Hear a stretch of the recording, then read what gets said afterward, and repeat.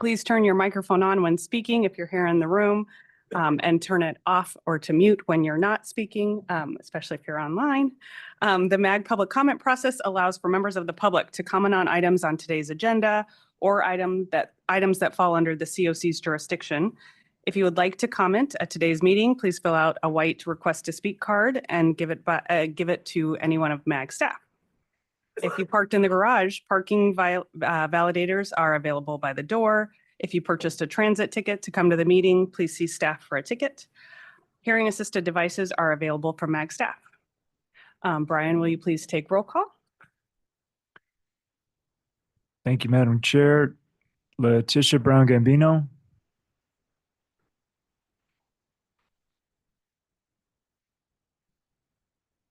Come back to you, Tish. Tim Birch. Here.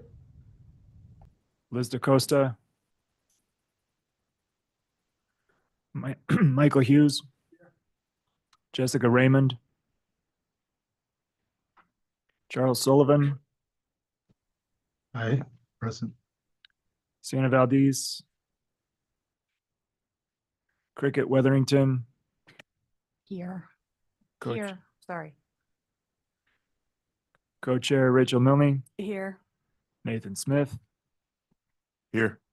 Chris Hallett. Here, City of Peoria.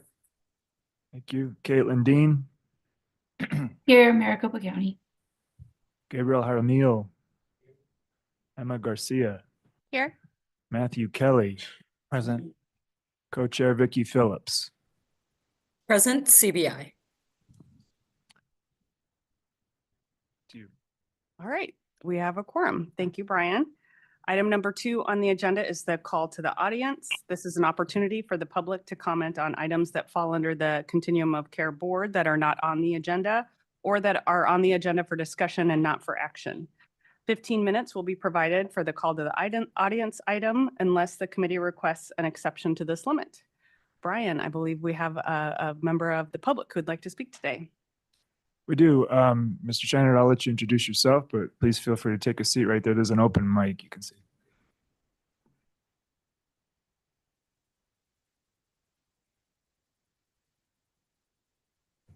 Good afternoon, everybody. Thank you for allowing me to speak for a few minutes at your meeting. My name is Dean Scheinert, and I am here on behalf of Justice Center. For those of you who are not familiar with Justice Center, we are located at 10th Avenue in Jefferson. We have a small, modest building where we serve seniors 55 and older who are experiencing homelessness. That is our exclusive mission. And we have invited a guest speaker to Phoenix, Mark Donis. I don't know if that name is familiar with you, D-O-N-E-S. Mark goes by they pronouns, so I apologize if I do slip. Mark is the program director for the Benioff Homelessness and Housing Initiative, founded by Mark Benioff, who is the CEO and founder of Salesforce. And Mark is a well-respected, nationally renowned researcher and data scientist around homelessness. They will be presenting on April 9th as part of a speaker series hosted by my synagogue, Temple Solel. And it's going to be at 7 o'clock, Wednesday, April 9th. And it's going to be a great Justice Center on our members, but I think the community is going to learn a lot from Mark, and he has the benefit of seeing lots of COCs throughout the country. So I have a flyer here, if I can distribute it, and you can all sign up via this, or just send me an email at dean@justicecenter.org, dean@justicecenter.org. And I hope to see you in a couple of weeks. Thank you. Thank you so much, Dean. And we will get this to members that are online as well. Thank you, Dean.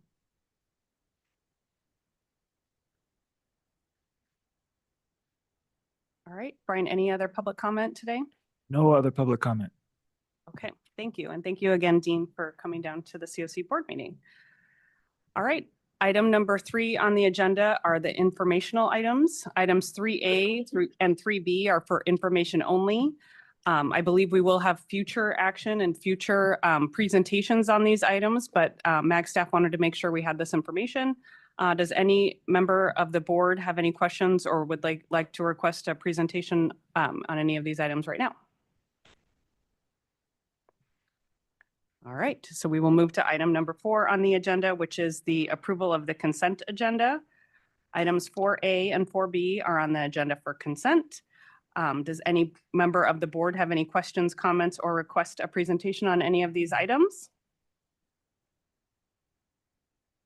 Does any member of the public wish to comment on any of these items? All right, seeing none in either direction, could I have a motion to approve the consent agenda items 4A through 4B? This is Vicky. I'll motion to approve. Okay, we'll go with Vicky's motion and then I'll second. Thank you, Emma.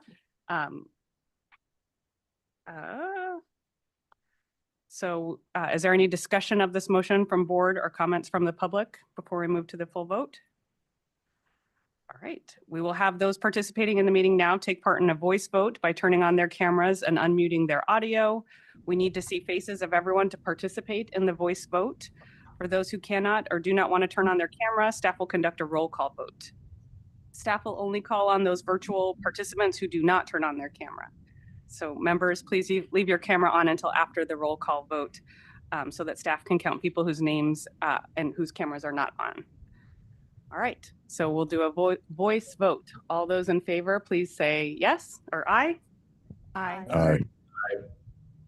Any opposed, please say nay. All right, passes unanimously.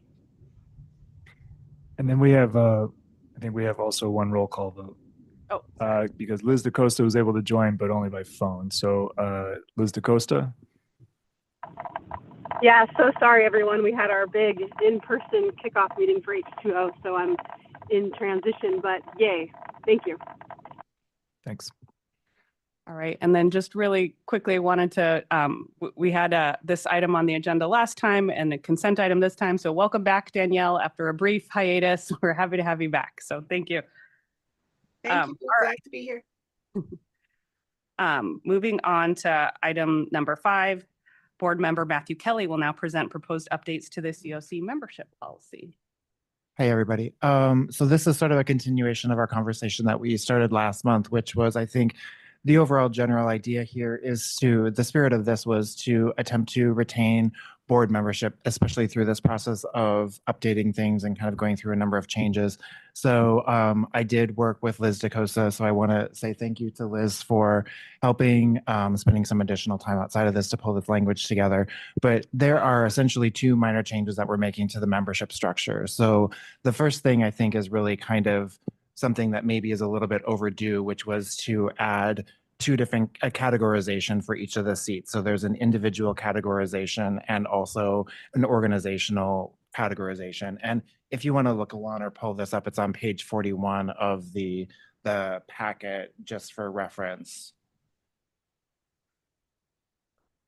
That being said, there were 3 different seats that we proposed to add a individual categorization to. Those 3 seats that we proposed were formerly homeless representative, youth action board representative, as well as the community seats. The remainder of the seats will remain at the agency level.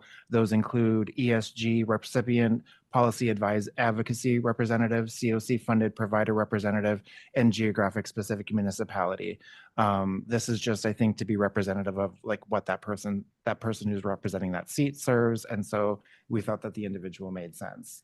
The last thing that we also did, which was, I think, kind of in the spirit of our last conversation, which was to add some language to allow for if an individual's employment changes during their board seat, for them to apply to the board to actually be maintained. Now, this would be contingent upon, you know, if they've changed employment and they have new employment and they're at a different organization, if they fit into one of the open available seats. So right now we have some limits on that. So it would be up to the board to decide and evaluate if A, they meet the seat that they're requesting to transfer into, and then B, it would be at the discretion of the board to approve that individual. But we wanted to create this as an effort to kind of, I think, ensure that the board membership maintain some level of integrity in the membership as we kind of move forward and give that opportunity to the board. Yeah, so I think I'm going to open it up to questions from the group. Does anyone in the room have any questions for? Thank you. I appreciate the opportunity to bring it back up and continue the conversation. Yeah, Matt and Liz, I just want to say thank you. I think you did a great job of like taking all the comments from last time and bringing something really great to the board today. So Great. Thank anyone you. online have any questions? All Just right. a comment for me, real quick. So sorry. Yeah, actually want to give a shout out to Matt for being such a new board member and then putting in the effort to take something like this through. So just awesome job watching you work. Thank you. Thank you. That's very blush. All right. Do we have a motion to approve? This item is for action today. This is Liz. I move to approve. All right, we're going to go with Liz for the motion. Emma? I'll second. And Emma has taken the second yet again. Thank you so much. Same process as last time. We're going to do a voice vote. And if you don't have your camera on, we'll do a roll call. So all those in favor, please say aye. Aye. Aye. Any opposed, please say nay. Oh, sorry. We're going to do it one more time. All those in favor, please say aye. Aye. Aye. Any opposed, please say nay. And roll call. Liz DaCosta, Aye. Right, motion passes. All right, we will move on to item number 6, the presentation of our homelessness trends report. I'm assuming this is Cleo. Yes. Hi, everyone. Thank you for allowing me to join virtually today. I spent just a few hours with a 3-year-old over the weekend, so naturally I came down with a cold.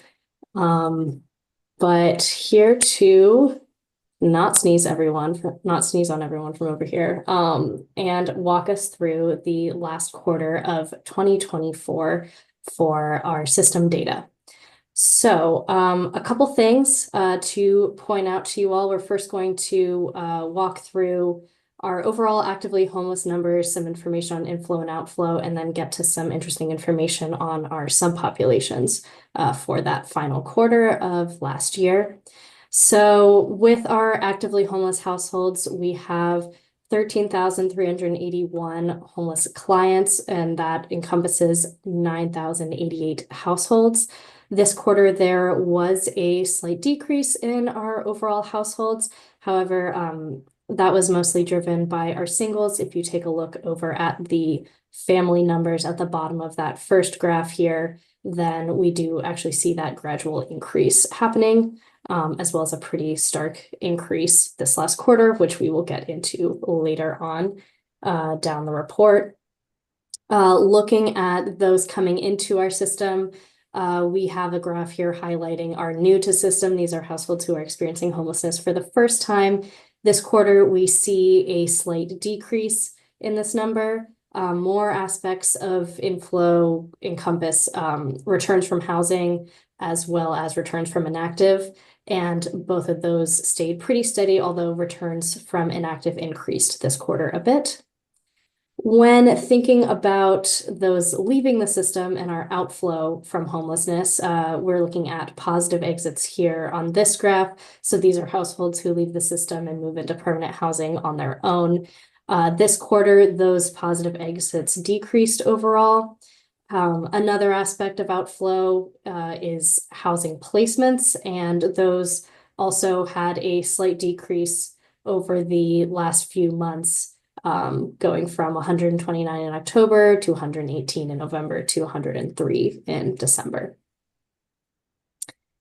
Moving to our demographic snapshot, as a reminder, this is showing us, here, I'll zoom out a little bit, if you guys can see that okay. This is a snapshot of the households in our system. This information does not change drastically quarter to quarter. However, here we can zoom in a bit on the age grouping. As a request from the board a couple quarters ago, I think we decided to add additional narrative here to speak about this 25 to 61 age range, which encompasses about 80% of the active population. So the majority of our clients are falling in that what HUD considers adult population. So these are heads of households. Those that are 25 to 34 make up 20% of that group. The 35 to 50 age range make up 38%, and 51 to 61 make up 22% of that adult population. So that narrative there just gives us a further breakdown of what we are seeing in that awfully large grouping. Okay, let's move to the subpopulations. We're going to get into some more interesting things here. So usually I walk through each of these, but I'm kind of going to talk about them as a whole today for you all. So as you might be able to see, there is a pretty stark increase in families this quarter, and then a pretty stark decrease in youth. So the HMIS team has been working on figuring out what could be going on here and what could have led to these very stark changes in these two populations in particular. And what we have so far is that in October of 2024, there was this discovery essentially while working with the Family Housing Hub that clients and families were appearing on the singles BNL and not on the family BNL. And so it came to be that there was something that could be changed in the coding of clients. So Solari did enact that. They improved the BNL coding for better household grouping. And we believe that this resulted in an increased count in families with a decrease across other subpopulations, which seems to be seen most starkly in the youth population. The youth population potentially also dropped significantly here, in part because I believe it was a 70-bed program, the YMCA downtown youth program, did close during this quarter as well. So we're seeing an increase in those in the family household groupings, as well as a decrease in services being offered to youth, which might be what is driving a lot of those stark changes in our numbers this quarter. It's something that the HMIS team is still looking into, but wanted to give you all a preview of what we're thinking could be driving those changes. Moving along, you're going to see mostly a slight decrease in our other subpopulations, including older adults, veterans, as well as our chronically homeless population. Leo, Yes. this is Mike Hughes. Hi, Mike. On the program that's closing, the 70-bed, what can you have any more information on that? The information I have on it is that they could not, they didn't find funding to renew the program. So due to their current grant closing and not another one opening, the program had to close. Okay, thank you. Mhm. Okay. Moving us to our final page. As a reminder, go check out our system performance measures on our website with that very nice interactive dashboard that gets updated on a quarterly basis. Here's our snapshot at new and closed projects over the past year. You can see we're sort of at a little more heavily weighted on new projects than the closed projects with this most recent update this quarter. And then looking at the bottom of the page, this gives you an idea of how many clients are served in each program type at a point in time in December, a given month in the last quarter, to give you a sense of the volume of clients that go through our system. And when looking at that number in the circle, the 31,154, this was a decrease in clients that we saw last quarter, and that last quarter was a decrease from the quarter before that. So nice to see that slowly either evening out or trending downward as opposed to moving up. So now I will take any questions on this report, and then I have a quick report out for what these data report pieces might begin looking like in the future. So any questions on our last quarter of 2024?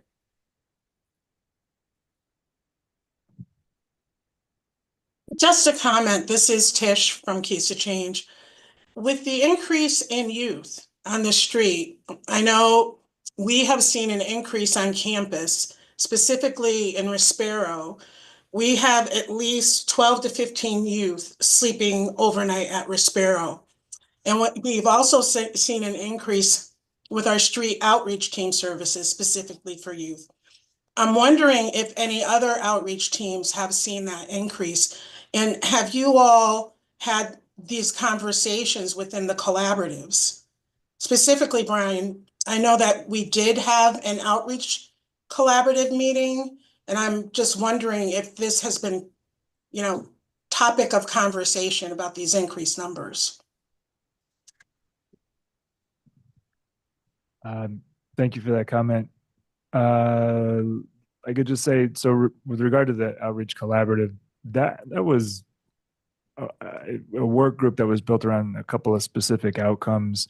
We haven't been meeting in a while, and I think we're still trying to get a handle on what exactly we would want to do going forward. I think probably we're looking at the need for an outreach work group around policies. Those are sort of in the works right now, as most of you know, through ASU. And so anyway, all to say, we haven't met as a group in a while. And so that conversation has not come up in that group. I'll leave it to anybody else who might have comment about other collaboratives where it's been discussed. Not to my knowledge anywhere else formally. Has the youth collaborative talked about this at all? Or has it been on their agenda to respond? So we don't have Matthew here from my team who could speak directly to that. I'm quite certain that the increase in need for services and the lack of availability, in particular due to YMCA not being there downtown, has come up for sure. So, and I can get you some more detail on that if you'd like for the next meeting coming. Thank you. It just seems like there needs to be a conversation about a critical response to this population.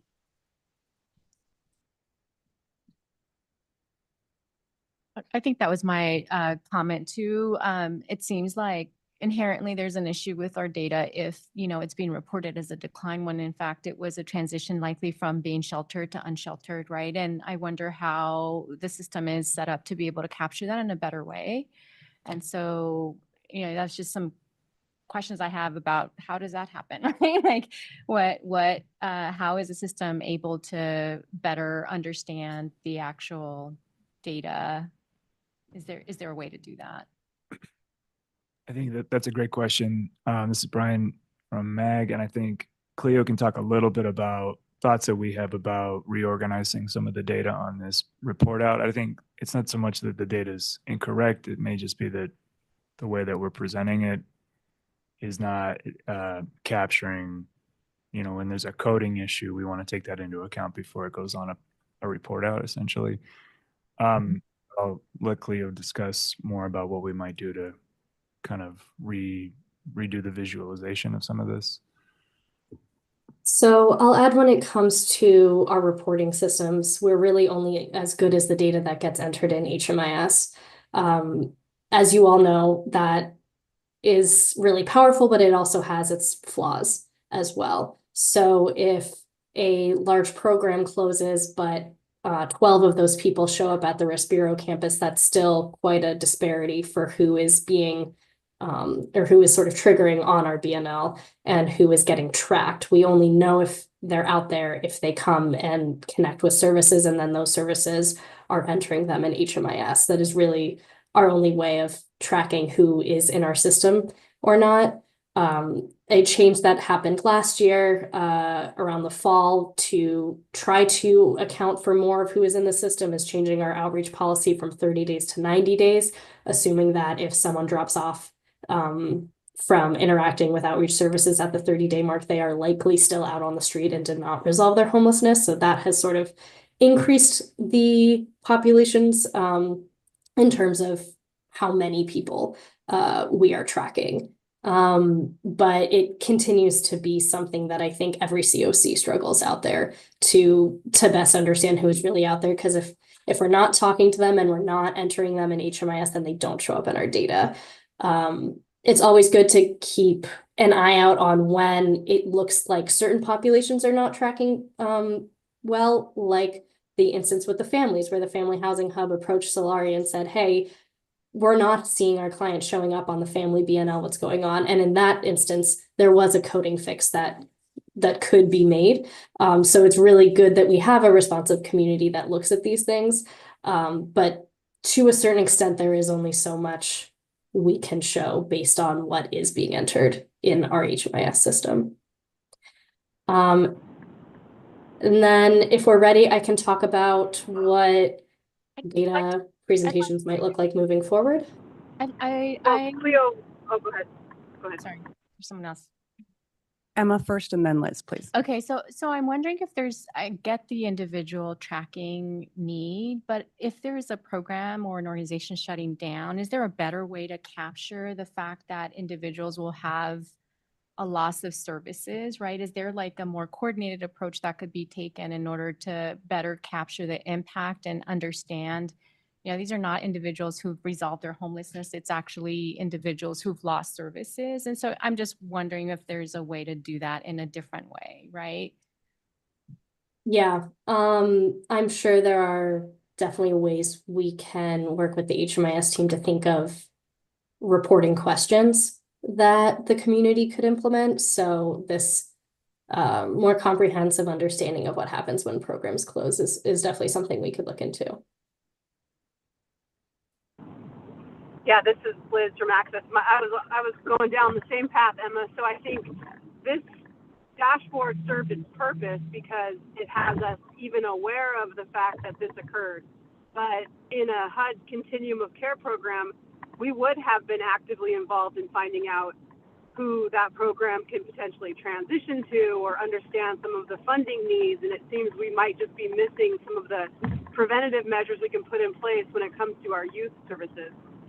So I would ask as a follow-up that we do put this on the Youth Action Advisory Board to review kind of what happened and look at what preventative measures we can work on putting in place to understand when a program is going to close prior to us hearing about it, in the dashboard update. Yes, agreed. Thank you. Just real quick, I'm confident again that this got discussed at the YAB, but I am not in a position to tell you exactly what they talked about and how it was addressed. But I can bring back from that group what their typical protocols would be to message this out, to talk to the providers and see who might be able to absorb people who are dropping out of the programming and so forth. Last thing, real quick, is that I think maybe with this dashboard, one of the things that we've seen is that, in reporting on this, we don't want to call it necessarily a decline in youth homelessness, right? That's more just a labeling issue, I would say. This is telling us what's present in the system in HMIS specifically. And I think that's still valid. It just doesn't necessarily lead to the conclusion that people are reducing or ending their homelessness. So we want to be careful how we frame it, I think, more than anything here.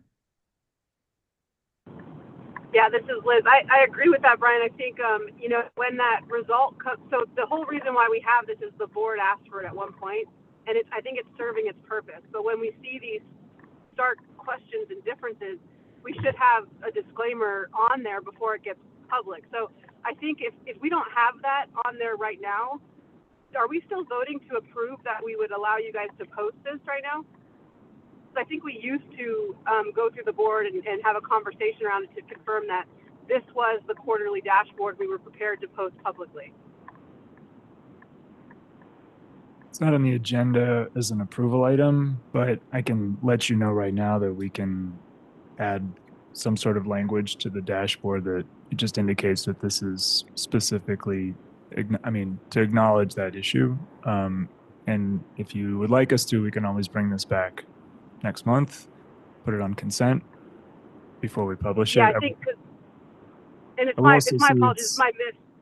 Yeah, when I saw the agenda come out. But I think for me, it's a matter of us. We gave a lot of responsibility to the Youth Advisory Board in one of our board meetings where we gave them the ability to make decisions and stuff. And so I think this is a great opportunity for us to kind of temperature check how that's going and ask them to interpret what's going on here, review their processes to see if there was anything we could have done from a preventative perspective, and have them weigh in to communicate what that disclaimer is, to present this quarterly dashboard back to the board at a future meeting.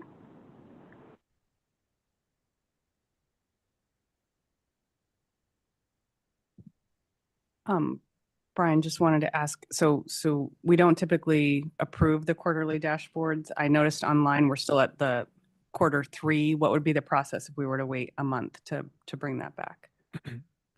Well, we would just put it on the consent agenda, or if there's a motion to have a presentation on it, either from Yab or somebody else. Like we could bring back an edited version of this. Before we vote on that, it may be worth hearing out what Cleo has to say about. We're talking through internally some changes that we might want to make in addition to that. So if you want to hear that out, and then we can discuss what we want to do with this specific report as well. I'll say we haven't been voting on these for the last year to post them. Yeah. As I understand, Cleo, please correct me if I'm wrong on that, but I don't think we've been making these requiring approval to post. No, they used to be, this used to be a presentation for board approval. That hasn't been happening in the last year, but if that is something the board prefers to do, then that's absolutely something we can accommodate. We still hold off on posting it on the website until after these board meetings. So in a sense, there's still a approval feeling to them. And if I'm Nathan Smith with CAS, if I'm understanding correctly, what I think we're after is more than just the communication from the youth advisory board when a project is closing down, like was the situation in this specific case. But I mean, it'd be great to be out ahead of all such closures, regardless of if they're youth specific, which I realize because another board has a certain set of limitations, but nonetheless, there's 10 projects on there that are show closing in that quarter. I think right now I can think of one of them, which is the one we're just talking about. I off the top of my head don't know the other 9. And so that information I think would be useful generally, including especially with the youth. And then I actually have a question, Cleo. So the system performance measures, are they coming out soon? Because I'm actually kind of really curious about what our first time homeless numbers look like. And I've been trying to track that pretty closely. Our system performance measure reporting coming out soon also? So I could be mistaken, but I'm pretty sure our Q4 of 2024 is available on the website through that interactive dashboard. But if it's not, then it will be very soon. But like I said, I'm pretty sure that has been updated. Okay, yeah, we'll check. Thank you. Mm-hmm.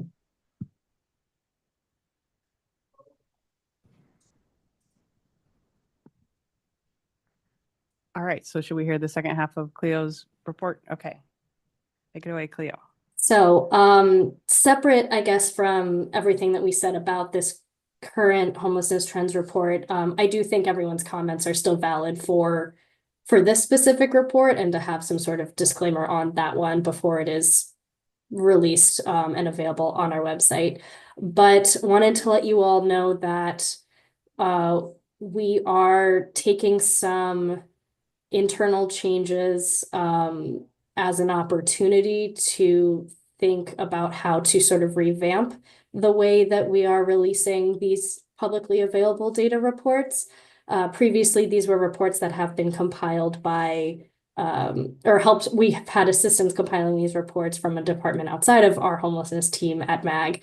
And we're looking to bring that all internally and make it much more straightforward. So overall, we still have a goal of publicly available system data that shows what is happening in our COC, but thinking that this is going to change to more of a one-page monthly snapshot report, as well as accompanied by a larger biannual trends report.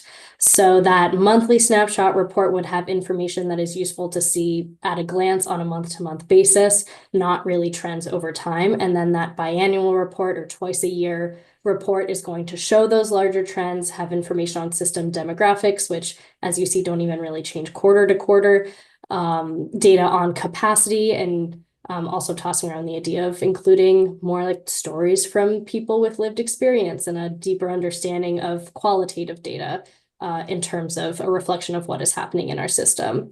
So this process is going to ensure that there is reporting that the homelessness team can complete without additional assistance from other divisions at MAG.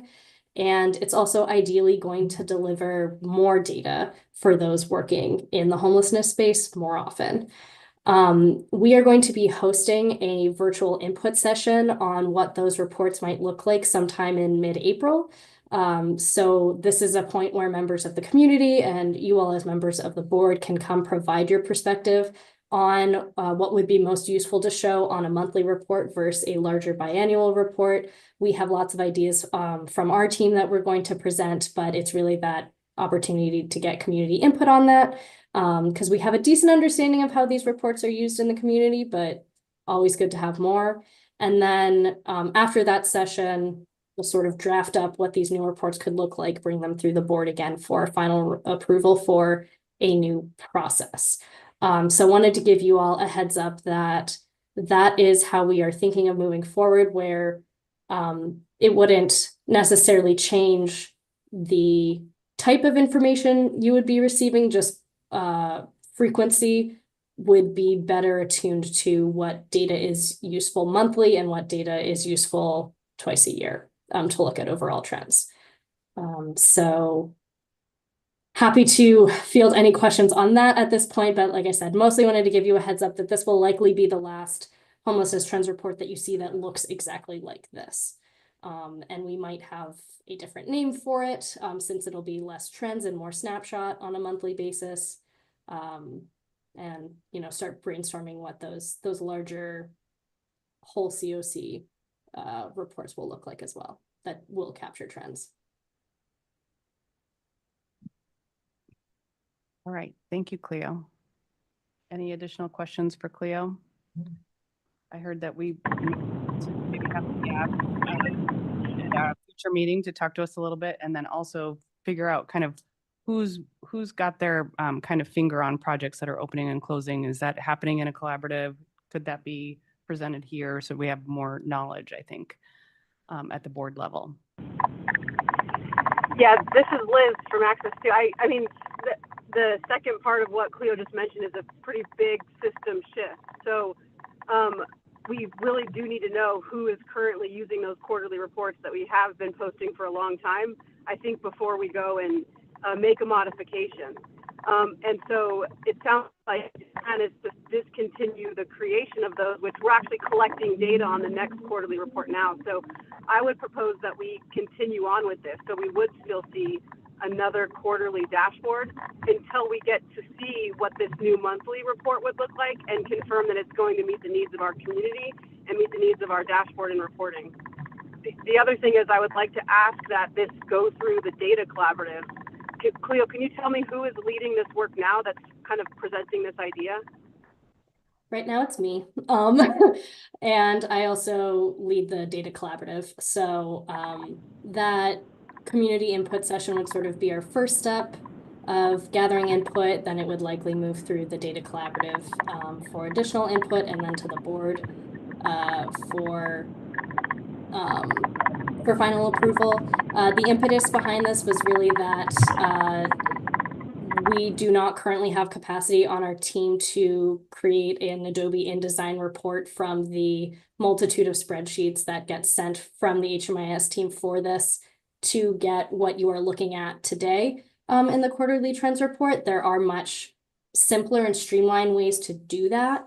And we noticed a lot of communities similar to our COC do produce these more frequent monthly reports that give everyone a better idea of what's happening right now so that you're not waiting quarter by quarter. So it's been essentially a MAG team decision out of necessity, as well as an opportunity to revamp this process for us to look into these changes. Okay.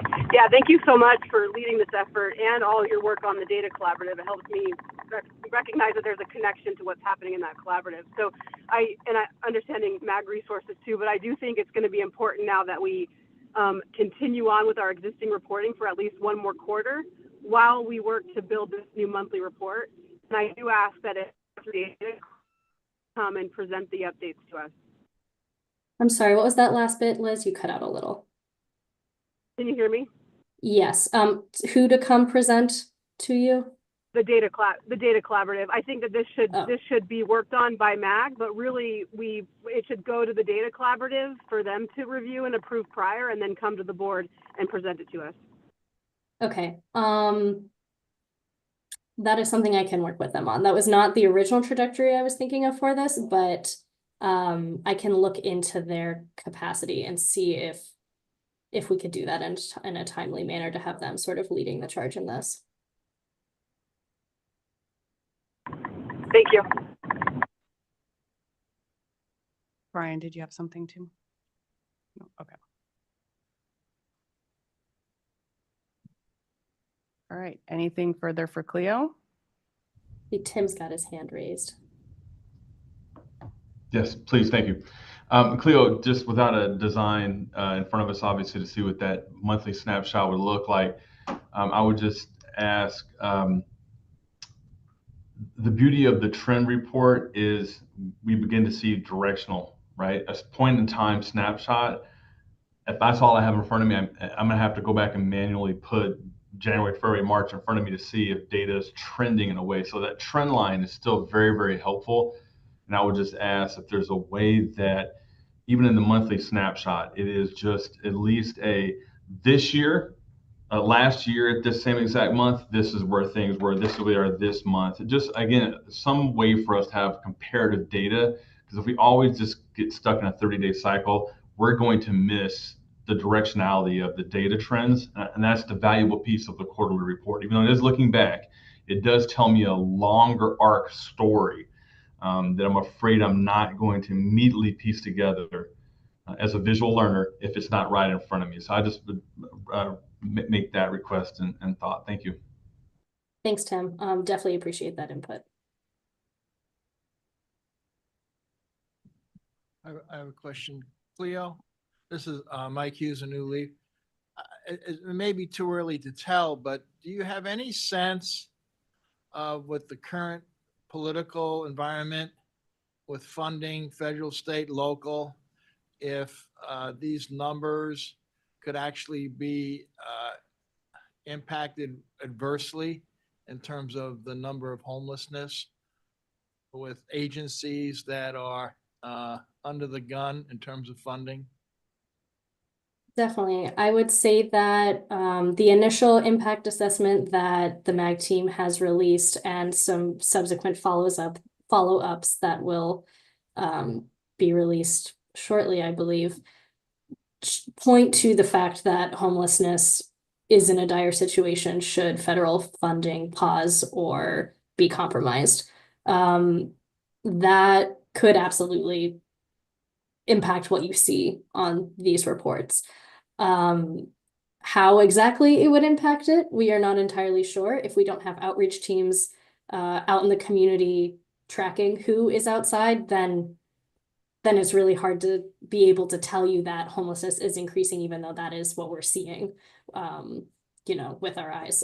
Same situation that we just talked about with the youth.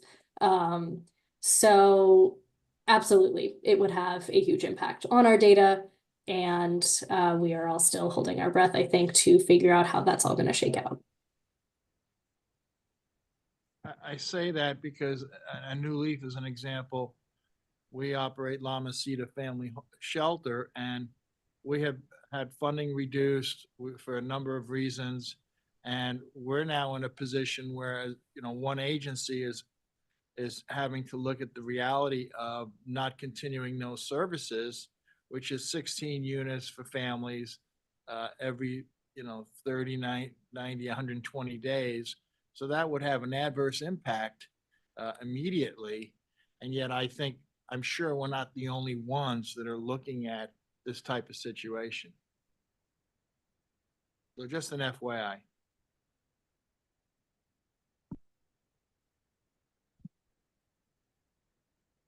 All right, last chance to have a comment for Cleo.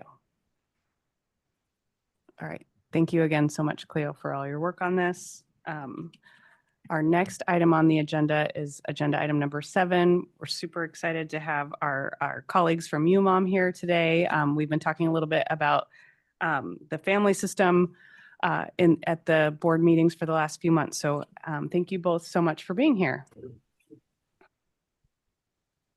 Hi, everyone. Thank you for having us today. So I know we're sharing our screen with some slides, and that's going to be some of the info that we're going to share today. My name is Ana. We also have Monique Lopez here online with us. So some months ago, we had started sharing information with our partners regarding what seemed to be a sudden increase of families with kids on the family shelter waitlist. So UMOM does manage the family shelter waitlist for 7 family shelters here in the county. And today we're going to share with you some of that data that comes from the work that we do. So if we can go to that first slide, thank you. So in the first slide, I'll be sharing some information starting from 2022. At that point, so in 2022, we had 4 in-person family access points here in our community. And in addition, the Family Housing Hub was also providing phone services that had started in the spring of 2020 as the pandemic started.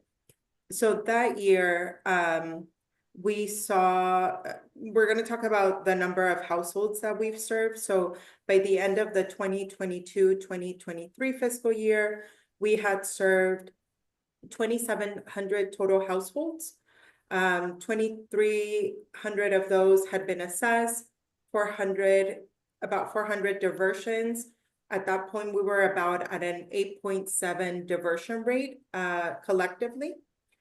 By the following year, so 2023-2024, we had doubled the family access points as we, had done a lot of work in an effort to expand access.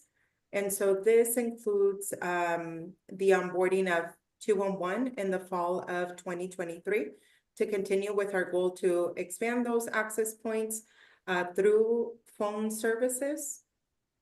At that point, we ended up with 8 family access points. And that year, we saw a large increase in the number of households we had served. So we were at 7,000 total households served, 3,100 assessed, 1,000 diverted. And that at that point, we were around a 15% diversion rate. And then currently, we have 9 access points. And in the last 2 quarters, the numbers that we've seen are 5,500 total households served so far, 1,900 assessed, 1,300 diverted, and we're at about a 24% diversion rate.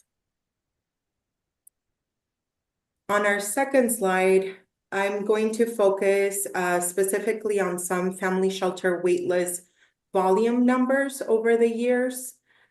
Because we saw the largest increase on the shelter waitlist from October 2023-2024, we are comparing to the last couple years.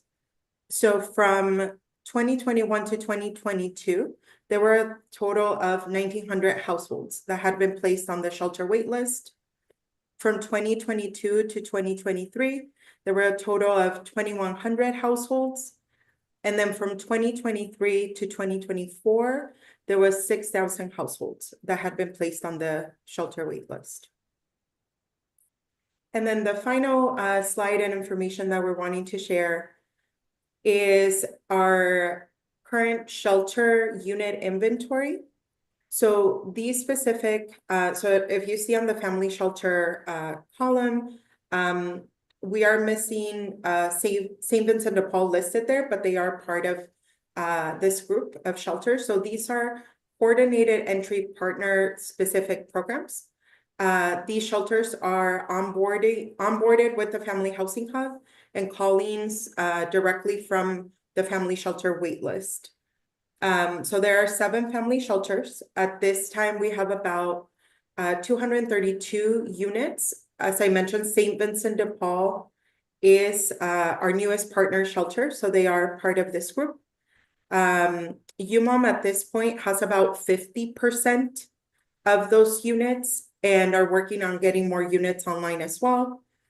In the last year, though, we did lose about 97 total units between Mercy House, Hope and Home shelter closing last year around August, and then also Homeward Bound turning the shelter units into affordable housing. So it was about 97 units that were off-boarded.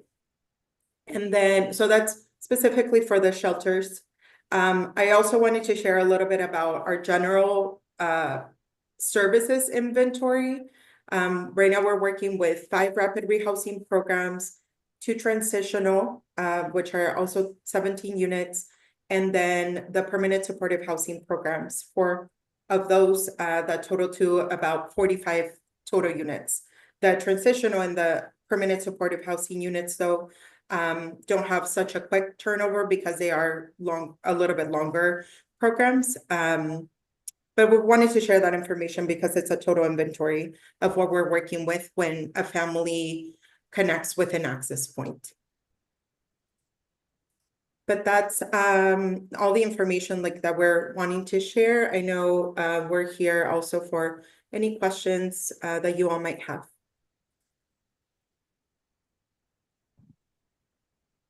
Thank you so much, Anna. That was a great presentation. Are there board members in the room who have questions? This is Vicky. I don't really have any question. I just want to say thank you all for showing, coming up, doing a presentation. I appreciate the information. Emma, go ahead. Yeah, hi, this is Emma. I think back to Michael's comment earlier and then our commentary from our last agenda item, I think it would be critical to know as funding continues to be reduced, like how many units are at threat, or where are there potential risks in the system, and understanding obviously there's a huge demand, kind of what are projected. And I don't know if that was part of the report, Brian, that you guys worked on. I know you guys had worked on some data regarding the loss of federal funding, but I would love to kind of get a better understanding of where are there potential risks within the current service providers in terms of the loss of funding, and kind of what projections we would see in terms of loss of funding over the next year or 2, if possible. I can respond real quick. That's a really good point. And yeah, taking that to heart, this has been a question I think for a long time. How do we track more or less in real time program openings, closures, and how that affects our system? We have yet to get a good handle on that, and I would just say that's true across systems that other COCs that we're aware of. That's a difficult thing because a lot of times you don't get reports on these closures until they happen, and you see it in the news or from your colleague letting you know something. We don't always get that info. We know exactly what's going on with the NOFO year over year because we maintain that process, but anything outside of that can be a little tricky. So I think we're working on that. And how we do, I mean, really, this is like an annual gaps analysis in effect, but to do that at a more kind of micro level, more regularly, I think is a bit more challenging. So, but it's something that we're trying to figure out. So more to come on that. Brian, I also, sorry, forgive me, I can't see everybody in the room because I'm online, but we have been talking about some, scheduled construction closures also being something that would be nice to be shared. I know that, I can speak for you, Mom, in that regard, but I think other providers know that as their stuff is getting aged or they need to do rehabilitation, that we can say, hey, we're going to be offline for the next 6 months of these particular amount of units in advance of it sort of happening live.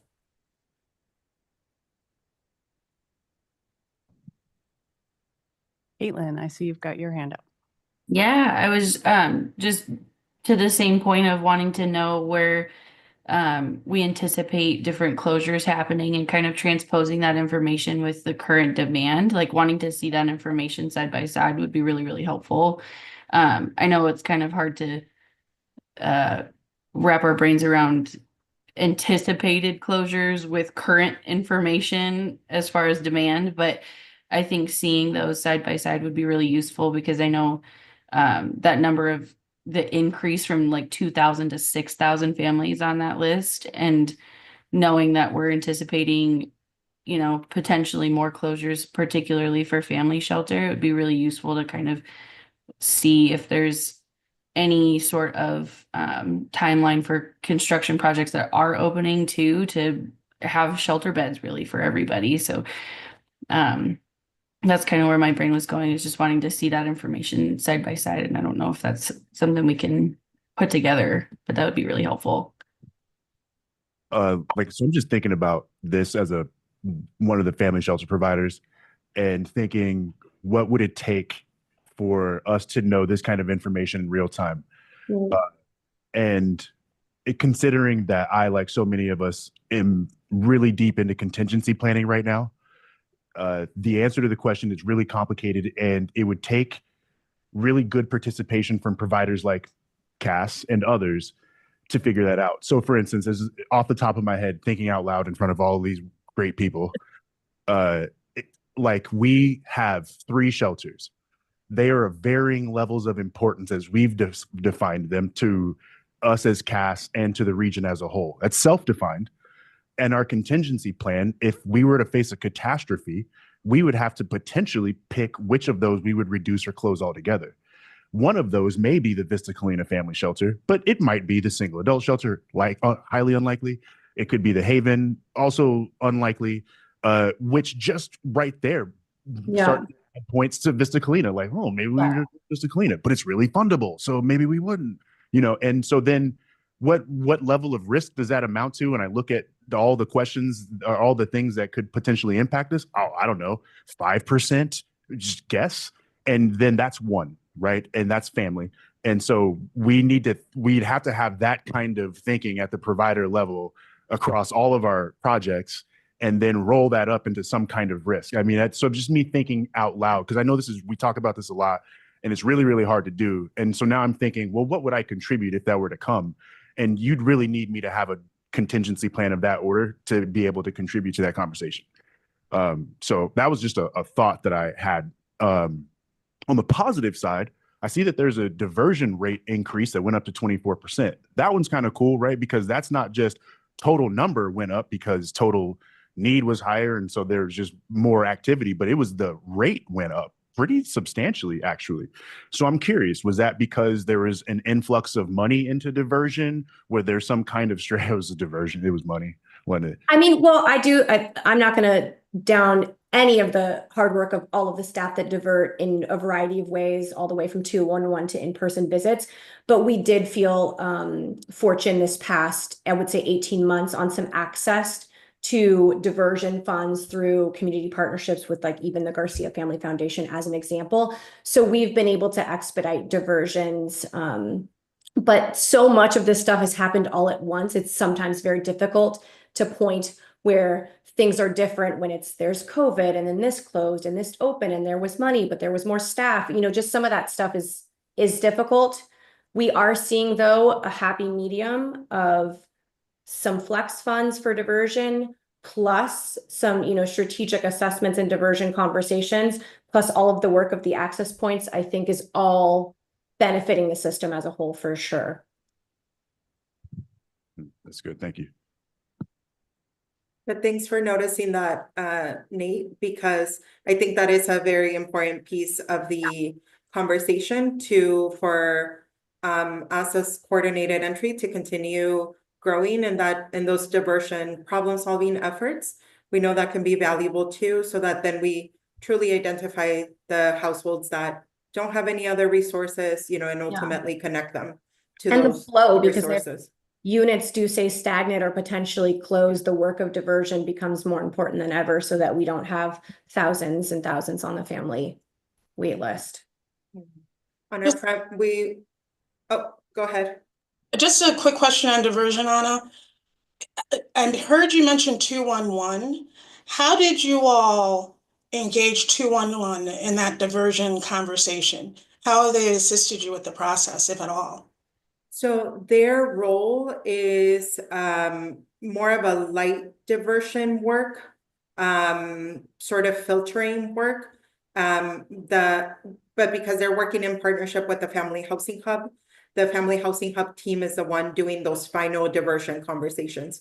The 211 team is more of a light diversion, figuring out if the caller is eligible, has children, is in the homeless category, right, of the demographic we serve, provides some basic resources, if possible, diverts with that. But if not, if it's a longer, more elaborate problem-solving conversation, then they do pass them on to us.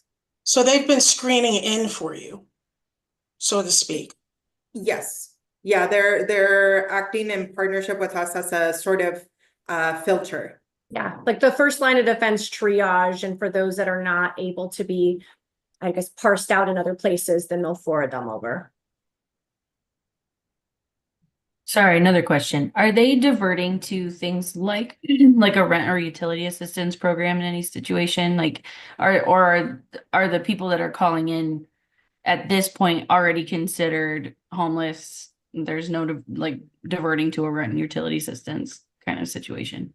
So they are. I don't know. I don't think they'd be calling it specifically diversion per how we understand it, at least in coordinated entry, but they are providing those resources, and that is part of the goal, because historically the access points, at least on the family side, we're also taking a lot of those calls and questions from people in need that needed more of a prevention sort of service. And so 211 at front is providing those resources. And so those families are not getting to an access point at that point because they're needing more prevention or other resources. So they are providing any resource that they can provide up front to assist, whether it's that prevention side, or if it's, bordering that imminent risk of homelessness, and they're providing as much information as they can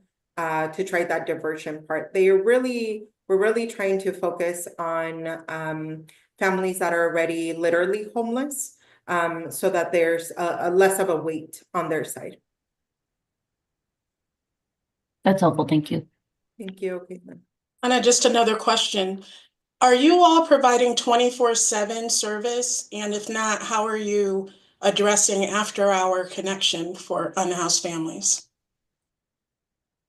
So we don't have the 24-hour anymore since 211 changed their hours of operation.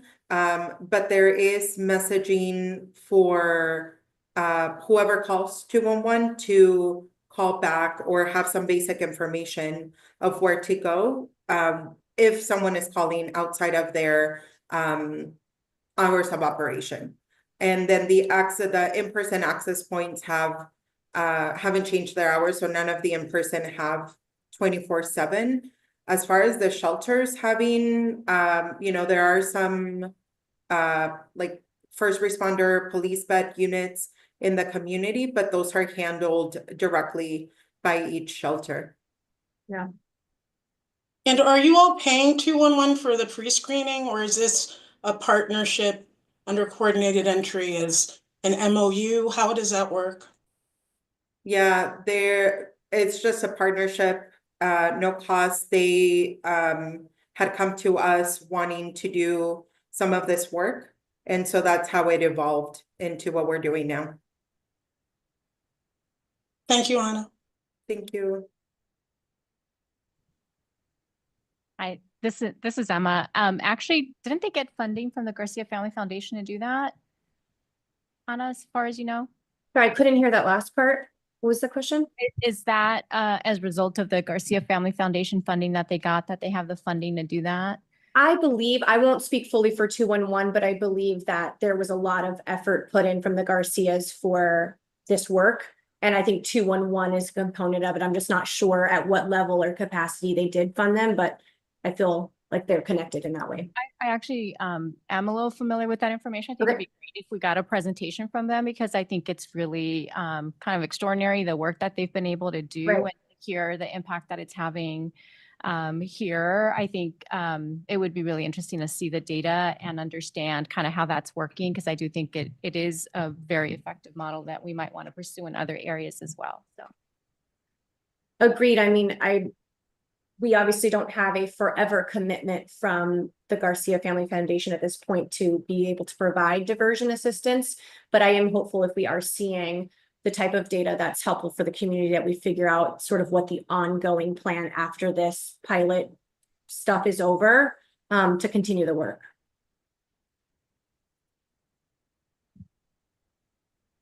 Thank you. All right. Matt? This is Matt.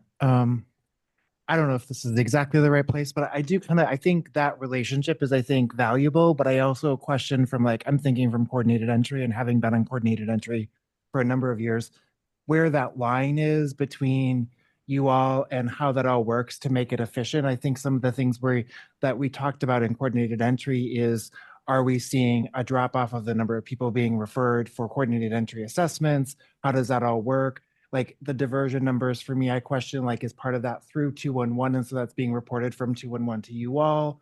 And so just kind of get a real sense of because there's that partnership and there's kind of two entities doing some of this work, where does your role as the coordinated entry lead for families and what partnership do you have with Solari since they're not necessarily contracted for that? And I'm just trying to figure out how we address that, or at least make sure that we're doing everything in the right way, because I think the partnership makes sense on some level. It's just also making sure, does that make any sense? I think I can answer some of those questions. So the diversion data that we showed today does not include any 211 numbers. So if they're diverting, they are tracking their own services numbers, but this includes specifically. So, we do present 211 as sort of like a partnered access point, but they don't have results, at least in the numbers that I shared, that stand on their own. Right. It's completely, we basically split the whole process into two. And so 211 does one part of the process, and then the Family Housing Hub does the second part of the process. So the diversion number does come from all the official access points. So the Family Housing Hub and the NREC, the West Valley Housing Assistance Center, and all the other ones that we work with. But there is some truth into that we've been working with 211 over the last year or so to be able to make sure that the households that are needing homeless services are actually getting to an access point, and the households that maybe are in some sort of housing crisis but not yet in a homeless or imminent risk of homeless situation can access the services that they need specifically. Because historically, at least on the family side, since the Family Housing Hub was sort of like this point of contact, we were noticing that families were reaching out to the Family Housing Hub for also prevention, rental assistance, etc., and also calling 211.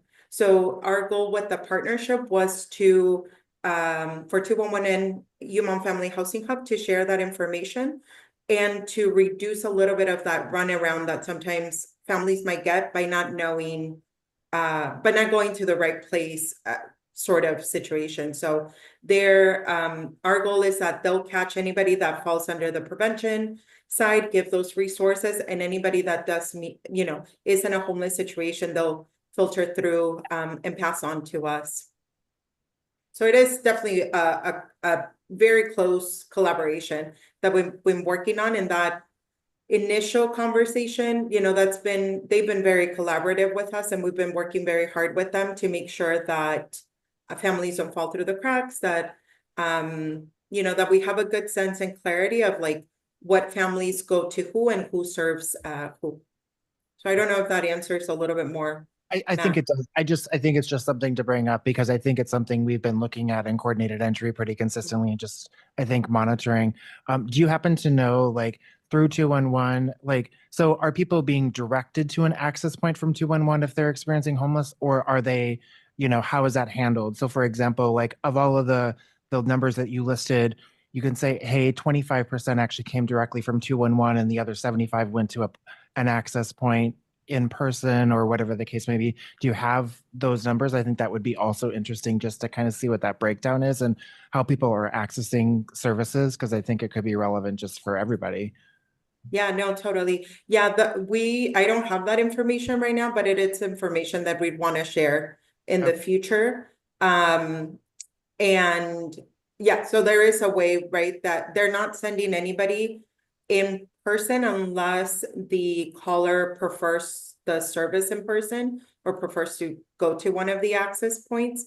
But there is a way, right, through HMIS that they're referring, I'll use that word lightly, like a 211 might refer someone to the family housing hub. And we're completing that process all over the phone.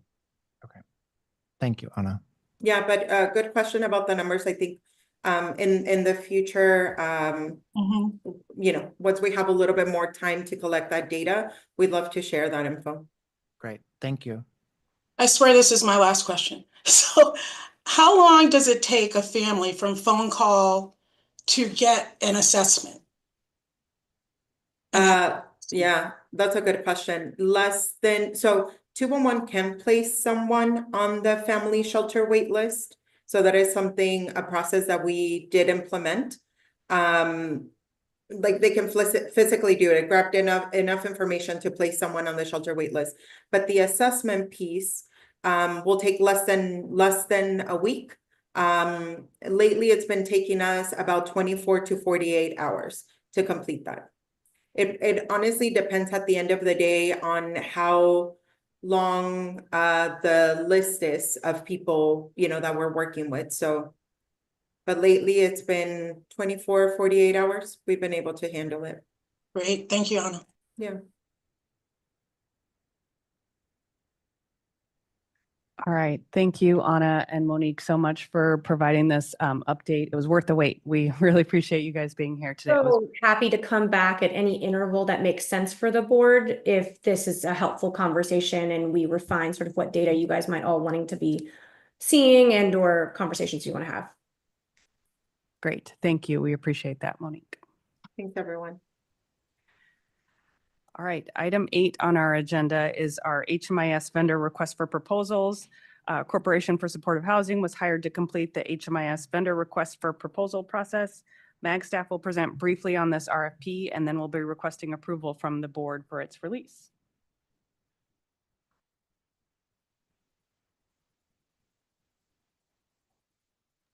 Hi, everyone. I'm back. So going to talk with you all about what we have so far for our process in acquiring a new HMIS vendor for a statewide implementation of our HMIS system.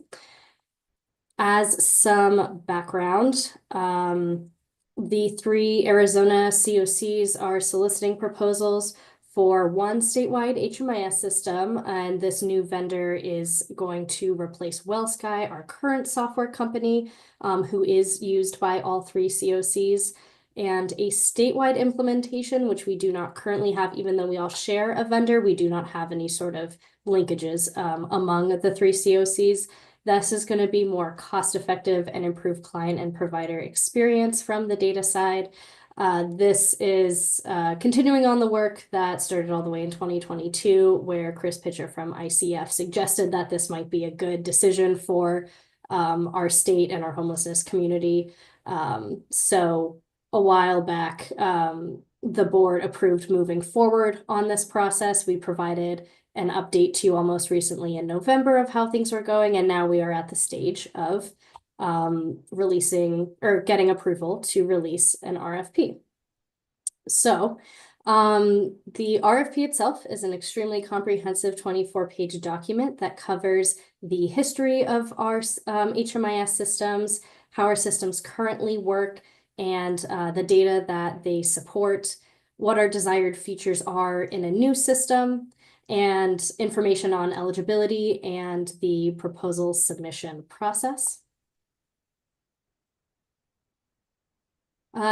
The RFP will be requesting that a vendor improve upon a number of challenges that our COCs currently face with our current vendor. These suggestions come from a number of sources, including our HMIS administrators across the state, so Solari, and then the Pima County HMIS administrators, from MAG, as well as the COC leads at Balance of State and Pima, as well as community surveys that were sent out to each COC by CSH, who is the contractor supporting this RFP process and helping us move forward with it. So the primary ones to note are improved shelter management, robust reporting capabilities, improved API and data integration technology to allow for more data exchange. So this is really sharing information back and forth with the COCs. More customizable options for reporting that fall outside of just the HUD required reports, mobile device compatibility for a variety of devices. An example of how this could be used would be you're able to access HMIS as an outreach worker on your phone when you are out in the field, so that you can more easily enter your data through a mobile app. And that data is also geolocated so that outreach workers are not manually entering latitude and longitude numbers for our outreach viewer. Also improved customer relationship and training, as well as better backups, reduced downtime, and overall improved software performance to improve upon what we currently see with the WellSky system. The selection process. So ideally, our RFP is released at the end of March. A selection committee will have representation from each COC, and their job will be to review proposals, interview vendors, and select a vendor. This process will be overseen by CSH as that third party that can orchestrate amongst all three COCs. And we will have more information on the process to become part of that selection committee and how many members we need for it. Would be really great to have board representation from our COC as part of that. So stay tuned for information for how to be a part of this process of vendor selection. And then a new vendor is selected by summer of 2025 if all of this goes well. And this just gives you an idea of the overall timeline that we're seeing. We're currently at that develop and finalize RFP document stage, the second one there. And then this is sort of how the rest of the timeline would play out with implementation up until the fall of 2025.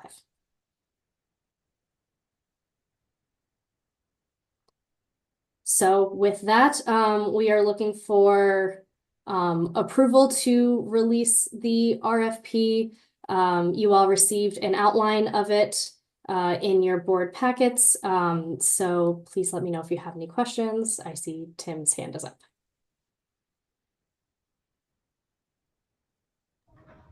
Yeah, just in conversation with counterparts across the valley over the last week on various topics, this subject seems to come up every time we get together. So just, and I'm looking, an overview, yes, but is there a detailed copy of the actual RFP requirements? Because while I'm very interested and I want to raise my hand as early as possible to get on that selection committee, what's presented will only be as good as what's published. And if we have very high 5, 6 categories of general things we're looking for, where we may get general fuzzy responses and we're gonna make a selection, and then we get into nitty gritty of what's actually in scope and what's not in scope, and we may not get exactly some of the things that we are looking for. So just want to know if there's a more detailed version of the requirements documentation, or if someone from CSH is present to speak to the process, will there be a more deep dive later at some other point, or maybe I'm just missing the documentation in my packet and I'm not seeing it. No, you're not missing anything, Tim. Okay. We only very recently received the clean version of the RFP from CSH without enough time to send it in the board packet last week. So you do not have the full 24-page document. But if that is something the board would like to review, then we can absolutely provide that at this point.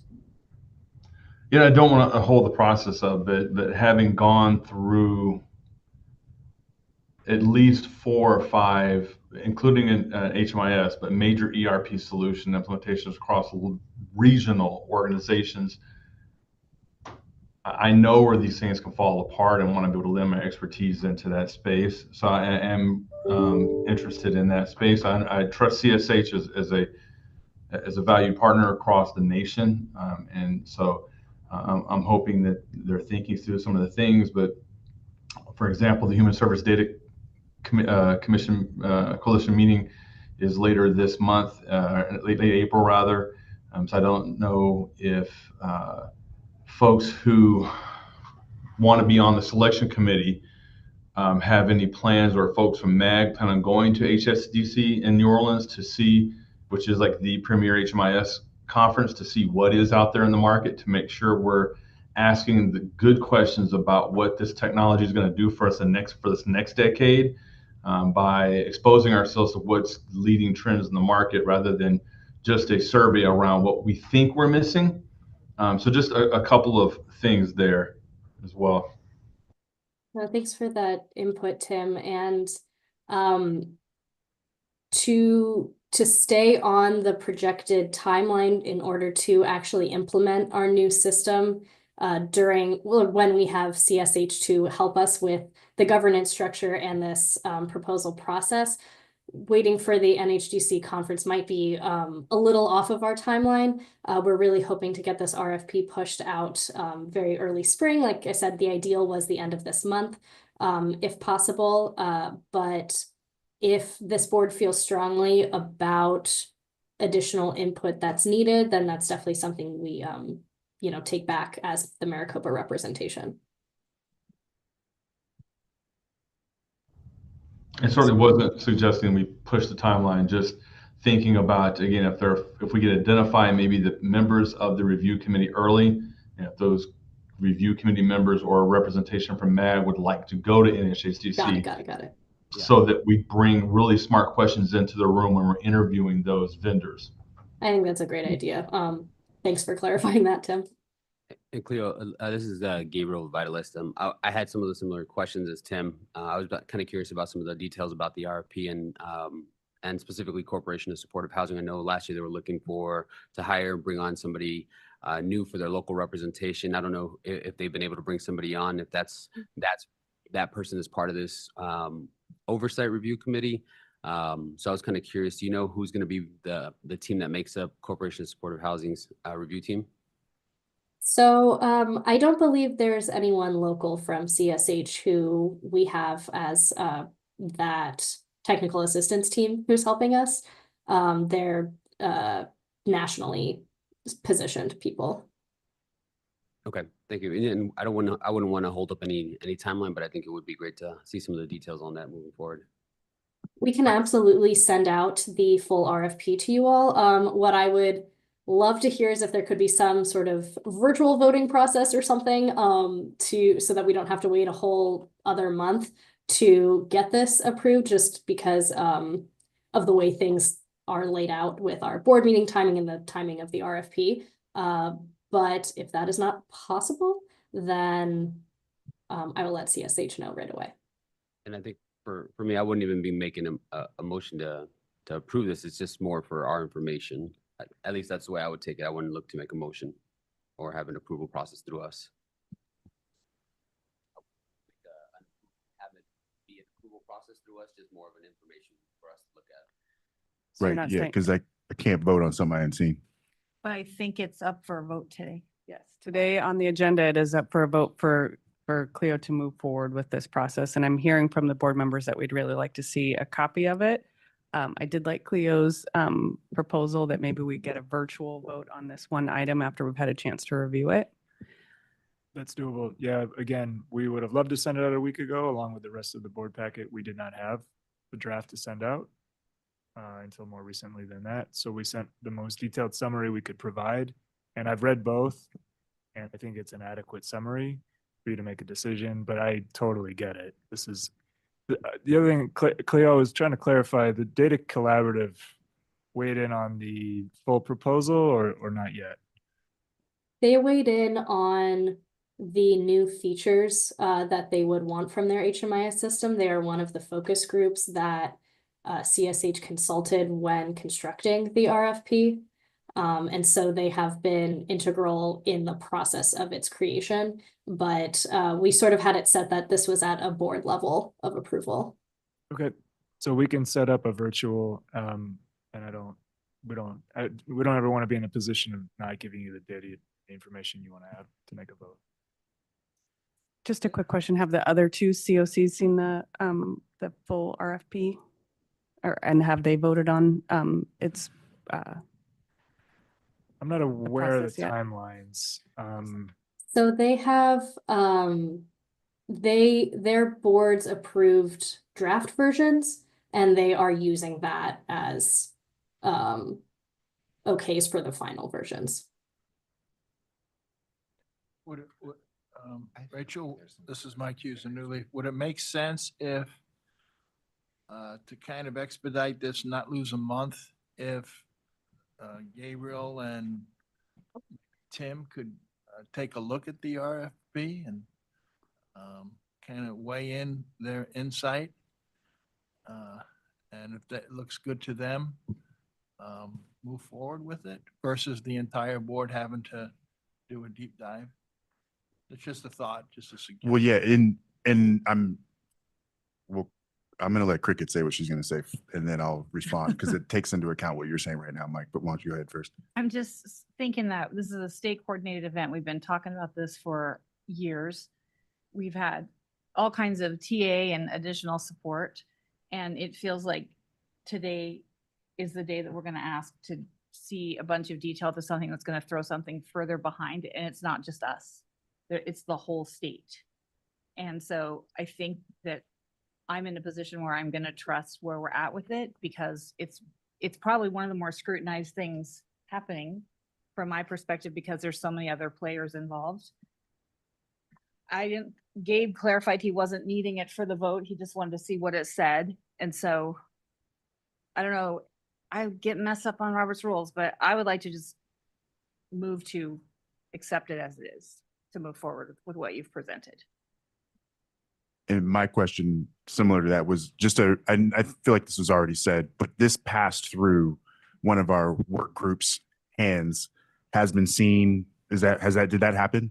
So what happened was that the data collaborative explained what they wanted to see in it, as did MAG staff, Solari. And so they said, like, we want it to be virtual or mobile compatible, for example. And we want to see that there's iterative case management updates. And so specific, like the things that Cleo presented on the slide is improvements essentially to the status quo HMIS that we've been using. That all got run through the committees. What didn't get run through was like the kind of legalese that goes into an RFP. Your mic. I'm sorry. It went from that committee into the people putting together the RFP. But I think if I'm listening to timeline correctly, it didn't go back to them for review yet, because this is really, really fresh is what I'm gathering. I think it was a one-way. Yeah. Cleo, you want to correct me? Yeah, so the compiled RFP hasn't been back through the data collaborative. It was assessed by our statewide coalition that is currently working with CSH, that has HMIS and COC lead representation from each of the COCs working with CSH to draft this RFP. So in other words, we were sort of like the community voice, so that it didn't get hung up in each of our COCs collaboratives as much. right. So we had people from the MAG COC, some representation from MAG COC that has seen this.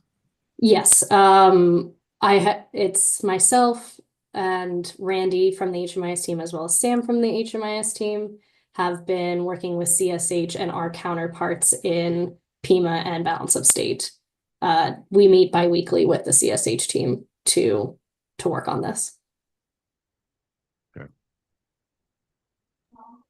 I think for me, there's no better opportunity than taking the expertise of someone who has selected a vendor of this sort and having them weigh in on your RFP that becomes your contract.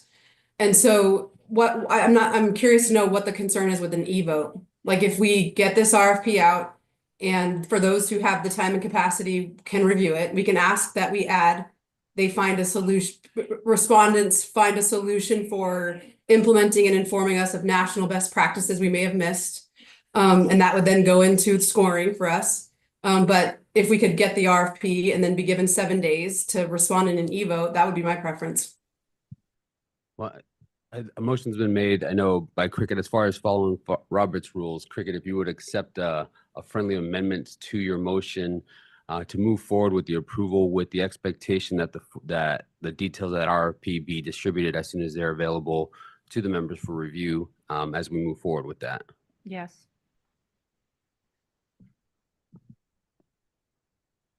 So the motion on the table, just so I'm clear, is that we approve it today with the contingency that we'll be getting it soon from our MAG staff? I can send it out right after this meeting. Question, Chair. Go ahead, Chris. So if we don't like it and we've already approved it, then what? Yeah, I think it was to be approved by e-vote, but not walking out of here with an approval. Is that right, Gabe? Or were you saying approve it and then, because to Chris's point, we go unapprove it in an e-vote here in a week? Yeah, the motion was to approve it, and yeah, that's difficult. And I definitely want to have faith in everything, but without seeing it, I think I had some concerns about it, similar to Tim. But I'm relatively new to this. I haven't seen this process, so I know I'm familiar with other RFP processes, so I know we'd like to review them. But So quick point of clarification is that we won't be able to, the e-vote, the best we can do is another meeting. But it can be a virtual meeting. But it can be a a week virtual- from today. So not an email vote. Yeah. But another meeting. And I think we'll need a week to post that. Okay.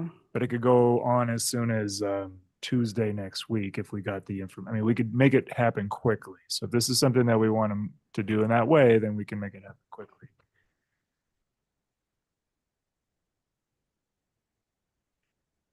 Could be Monday next week. Okay. So what I'm hearing, we have a motion on the floor to approve it today, but we also have some discussion in the room about possibly distributing the RFP and posting a new meeting for Monday that we could do a virtual meeting and a vote. So 2 topics, let's discuss. Can you turn on your mic? Thank you.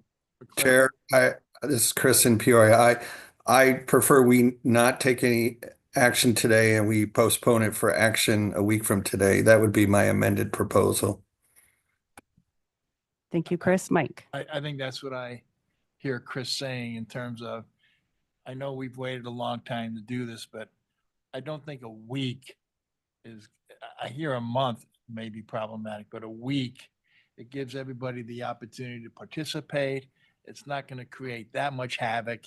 And I would just suggest that I would support Chris's recommendation. Cleo, does a week put you too far behind if we take a look, read, and do a virtual meeting next Monday? No, a week is totally fine. Okay. So I heard an amended motion. Is that by Okay. Chris? Is it a that- replacement is that- motion? is that Someone, Chris's motion? Yeah, I don't know what the protocols are. Usually my experience is you have to vote on the amended or replacement first before the underlying. okay, so we're going to vote on Gabe's amended, Cricket's original with the amendment. All those in favor of voting to approve the RFP today? Aye. Any opposed? Nay. The motion fails. Is there a new motion? Yes, I move to postpone the vote till a week or so as determined by MAG and posting requirements after receiving the copy of the RFP. Is there a second? I'll second. I'll second. All right. We have a motion and a second. All those in favor of receiving the RFP and doing a virtual meeting next week to vote on that one item, please say yay. Yay. Yay. Any opposed? Motion passes. Thank you, Cleo, for your understanding. I just think that the board really wants to see it a little, I think we're all comfortable with it. I like your list, but I think just seeing it in writing would be great. Thank you. Definitely makes sense. Thank you all for voting, and you will have it in your inboxes by the end of today. Amazing. Thank you. And then Brian, we'll work together to get a real quick virtual meeting next Monday. So hopefully we'll have a quorum, guys. Please. Okay. Item number 9 on the agenda is the Arizona Housing Coalition legislative update. I do not see Nicole on. Do we know if she's joining us? She had said that she'd be able to join, but it sounds like something maybe has come up. Okay. So we'll need to postpone. Okay. Gabe, you've got an update, I think, no? Or you're looking like you might have an update. Nicole's, I think, mid-flight right now, so I don't think she's going to be able to join us. Well, and on air, online, whatever, $15.99. Okay.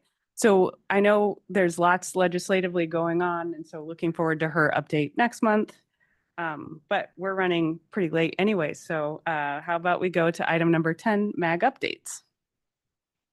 Thanks, everybody. Brian with MAG. Some quick updates, and then we will, I'll turn off my microphone. So we were going to kind of follow up on Nicole's legislative update. Incidentally, we'd spoken with her about doing local legislation, so state, local, and then also talk a little bit more about HUD.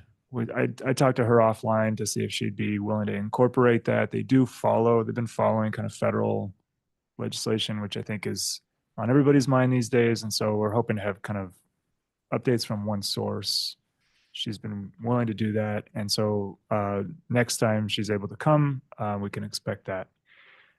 In the meantime, I wanted to let everybody know that we, as Cleo mentioned, we have finally received a deadline on our SPM, so our assistant performance measures. That I think last week that came out. So we've been waiting and waiting and waiting for just a deadline from HUD. So any kind of communication on that type of thing, we finally got it for that. We have not yet heard about pit count deadline, so we are operating as though it's due the same time it was due last year, but we don't have any confirmation on that. We're just going with our guts here, hoping for the best. And but quick update on the pit count.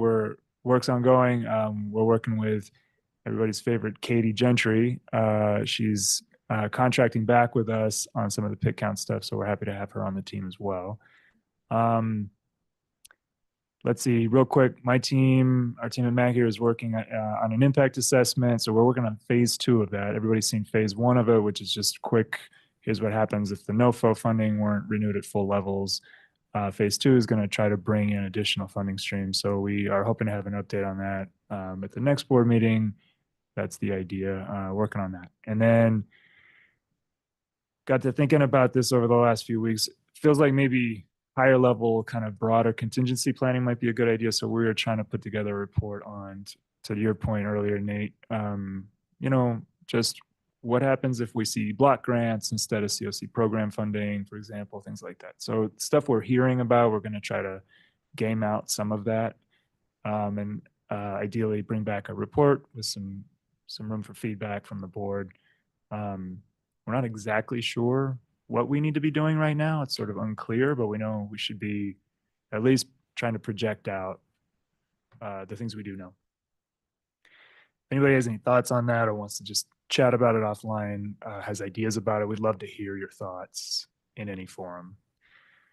So real quick,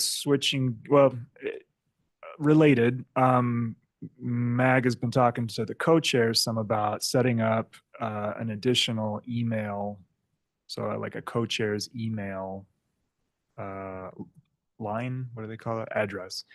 So that the COC board effectively could send out direct emails so they're coming from the board rather than MAG staff, essentially. And that's just an option we want you all to have. We're working on a communication plan. It's in the board packet, the draft version of that under the information items. So feel free to take a look at that. Expect a presentation on that at the next board meeting. But the idea would be, under what circumstances would you use that email address that's from the COC board as opposed to MAG? And when would you use it? When would you need it? We just think it might be good to have something like that for advocacy purposes, for example. Rachel and Vicky's hot corner. Call it what you want, Mike.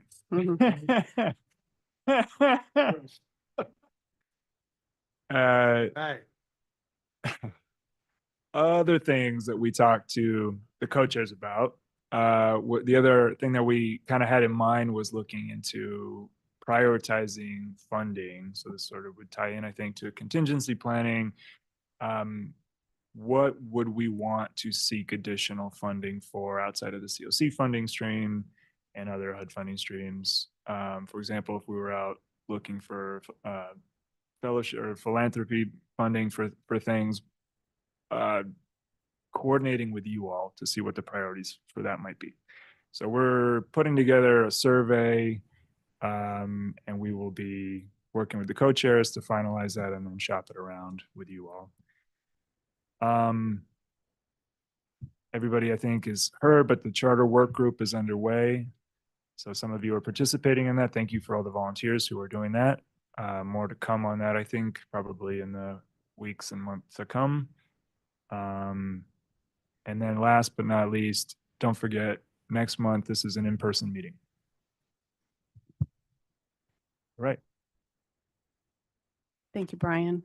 Appreciate all of those updates and all the work you all are doing all month long, not just here at these meetings. So thank you so much. Item number 11 is request for future agenda items. I know we've already come up with several in today's meeting, including maybe a presentation from Matt Finley on youth advisory board stuff or youth system. I just really enjoyed having the family coordinated entry on today and thought maybe it might be good to have a similar singles coordinated entry presentation at some point if time allows. Any other, and Brian, I don't know if you were keeping track of all the other things that came up. Those are the ones I. Could we get a presentation from 211? Oh, yes, thank you. 211. To clarify, Emma, that's from 211 from Solari. Okay. Mm-hmm. And I think that would, be great to talk about multiple different things that they're not only HMIS, but also other things that they're doing in the system. Because I don't know if you're all aware, but 211 actually stopped their 24/7 service last Monday. I wasn't aware until I got a random email last week. So I think it would be great to hear from them. Yeah, agreed. Liz. Yeah, I think if it's ready, to hear a presentation on the plans for the new dashboard. So, and I'm hoping that Data Collaborative can take that on, Cleo, if possible. And I think there's something there in trying to get to this space of prevention as providers are closing down programs, to not just put the responsibility on the Youth Action Board or Advisory Board.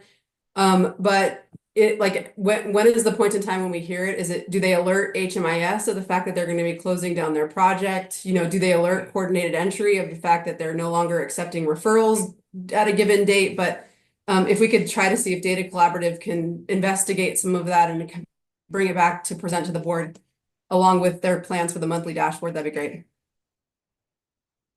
Yeah, if I could comment on that real quick. So I have that in my notes, Liz. I think we have a little bit of a question mark just exactly around how we're going to solve that problem, but it's a problem we're happy to take on. I think I would encourage colleagues in the room, if you talk to other COCs, I'm interested to know how other folks do that reporting, ongoing, outgoing programming. I mean, the one thing we know we get is the HIC, right? That's our annual checkpoint, and we work with that every year. To do that in between takes considerably more effort potentially. I don't know if other folks bring in, do they have staff dedicated to that? Do they have a team that just tracks that? I'm interested to know more about it. So we will look into it, Liz. Thank you. Any other items for future agendas? Mike? Can I just make a comment? Yes. I just would love to, just like to compliment the full board today on really what I felt was a very good, robust discussion on many of the discussion items. I thought it was very helpful and very, a lot of input, and it was much appreciated. Thank you. Thank you.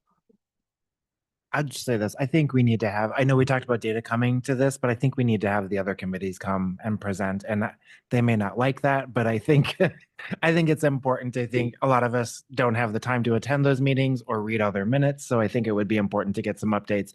Even if we could do a couple of them in the next meeting, that would be great. Just to get kind of like a high level on some of like, I think their strategic plan items that they've been working on would be great. I think that's great. Yeah, we kind of cycled through them and now I think we should cycle right back through. So we can work on that. I will happily volunteer the COC collaborative. They won't mind. They'll survive.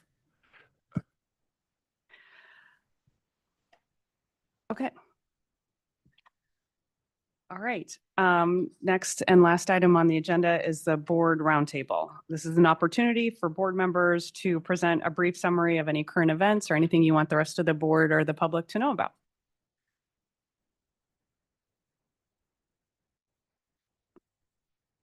Not everybody at once.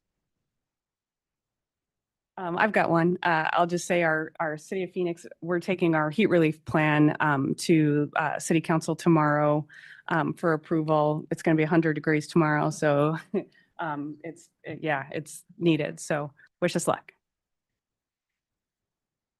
Oh, little legislative update also. Yes, in God's backyard bill got voted down. For those who may have been following that, pros and cons, but it's not happening.